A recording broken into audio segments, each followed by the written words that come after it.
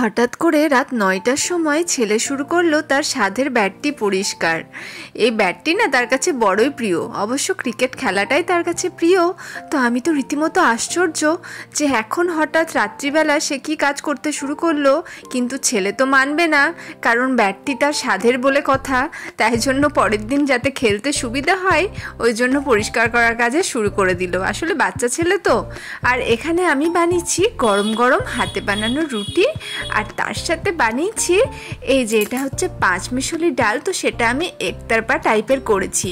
তো একটুখানি ডিম দিলে এটার টেস্টটা অনেকটা বেড়ে যায়। তো ওই জন্য ঈশানের এটা খুব ফেভারিট একটা খাবার। তো আমি ভাবলাম আজকে করাই যাক।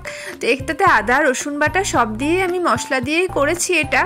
তো রইল আমার গরম গরম হাতে করা রুটি, আর তার সাথে রইল এক তরকা টাইপের মিক্সড ডাল। তো আজকে ছেলে তো বড়ই খুশি।